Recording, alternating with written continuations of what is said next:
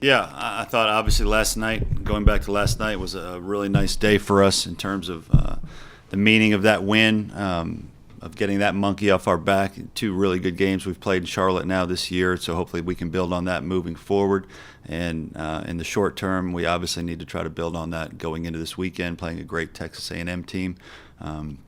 So we're going to have to continue to get better, improve, and be at our best. All right, raise your hand. We'll get a mic to you. Questions? We'll start in Colin. We showed a little bit last night. They had two really good left-handers. Just what have you seen out of them pitching-wise against overall? Well, they're one of the top pitching staffs in the country. We saw Georgia to open the SEC play, and at the time figured that was about as good as you could possibly be in the SEC. This staff is every bit as good. Two lefties that'll be first-round picks most likely. Their Saturday guy is probably even a little bit better than the Friday guy's outstanding. Saturday guy will probably be one of the top picks in the draft, his draft year. So just tremendous. When you're in Texas, you're going to have great pitching, whether it's Texas, TCU, A&M, all those teams. There's so many great high school pitchers in that state, JUCO pitchers in that state. So we're going to have our hands full, so we're going to have to try to figure out, creative ways to try to score runs.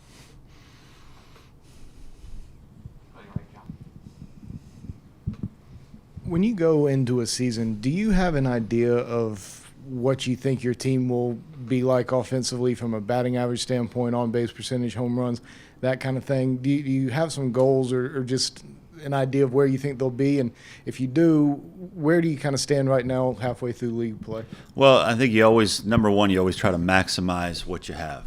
You look at who you have, where they are in their development and their progression. Are they older guys? Are they younger guys? Are they experienced? Are they inexperienced? You try to figure out what do we have and what's the most we can get out of this team. Going into the team, I think everything we addressed going into this season has kind of come to fruition. We said we could have as much power as last year's team did, and we have. We said some of our concerns were that the strikeout rates were a little higher than we wanted in the fall and the early spring, and that's also shown its face during the season. The encouraging thing for me is that guys have been able to make some progress in terms of the strikeouts are going down. So you're seeing some development there. It's not as quickly as any of us want. Offensively, we're not good enough right now. We need to keep getting better. That's obvious. There's no reason to run and hide from that. We're not as good as we need to be in this league. We're 18-4 outside the league, so there are times where if we're not facing first-round picks, we've been able to be pretty good, but we need to get to the point where we can compete against first-round picks and put up runs on those Friday and Saturday nights when we're facing the best pitching in the country. So to answer your question, I think a lot of what we've seen this year we expected, but you always want to be better. Coach, how well would you say your players are about moving on from games, whether they win or lose? I think very good. All you have to do is look at the last two games. Had a game one on Saturday against Florida that would have won us a big road series against a premier program, and we slipped away with one out to go. So that was a devastating loss for that group. But we came out last night and played one of our best games of the year. So I think the proof is in the pudding. Talk is cheap. What's actually happening. That team showed that after a devastating loss, they could still come out and play a very high-quality baseball game. Coach, when you say, you guys have to get better offensively, I remember last year, it was kind of the same story about halfway through the season, and then you made the decision to bring the machines on the road, and that helped tremendously, especially on those road games. Is there any sort of plan moving forward of something different, or something that you feel like you can share with us? Anyway? Well, this is an entirely different team. Last year's team had a ton of seniors in the lineup, and one of the players that wasn't a senior signed for $1 million in Cortez. So it was a totally different team with different makeup, different experience levels. This is an offense that has very, very little experience. So to me, the best thing this team can get is just more at-bats. We've been using the machines this year, just like we did last year. We'll use machines at practice today. We use them on the road at Florida, so that won't change. That part of it has been pretty consistent. The biggest difference is the number of experienced at bats in the lineup this year compared to last year is just night and day. So it's just part of the growing pains of new guys playing at this level. So in terms of an approach, you still prepare them and train them the right way, but you just have to understand that the only thing sometimes that gets guys better and hitters better are getting those at bats. Rowe was better as a senior than he was as a junior. Stokes was better as he got older. Tolbert was better as he got older. Just have a lot of inexperienced players right now that need to keep getting older and keep getting at bats. Kind of sticking with that a little bit, is it frustrating at times to have to remind yourself that this is a pretty young team, knowing that you want to win every time you go out there? Is it frustrating to kind of, I guess, try and keep that in mind that these guys are freshmen in the first year? Well, it's frustrating because we all want to win every game we play. That's where the frustration comes from, and you don't really care when you start a game and you turn your lineup in. You want to win the game, and all that we're young or we're inexperienced, that all goes out the window, and you want to compete and win that game that day. And when it doesn't go your way, it is frustrating for everybody, players, coaches, fans, everybody. So is there a reality side of this thing where we understand where we are in this process and this progression? Yeah, there is, but it doesn't take away the frustration of failure. We all hate to lose. We all hate to not have the kind of success we want when you put in all the hard work. So, yeah, is there frustration? Yes, but do you let it hold you back? No, you've got to keep pushing forward.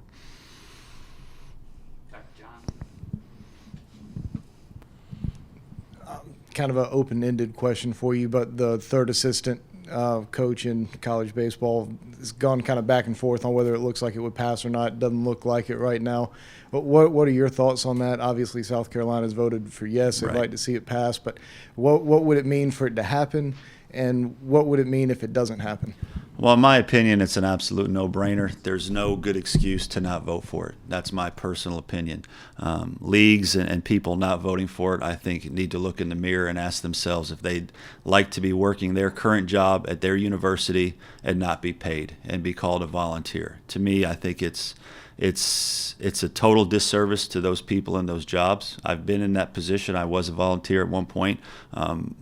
These guys, to call these employees of college baseball volunteers and not give them benefits and to not provide something to help their families, to me is disgrace is probably a too strong a word, but to me I don't understand how you can rationalize that we have people that put in that many hours that have that big an impact on college student athletes and say we're not going to provide them the assistance that everybody else on campus gets. To me, I don't understand it. I don't think there's any excuse, and I probably need to stop talking because I'll get myself in some hot water. But my opinion is that it should pass, and if it doesn't, it's a shame.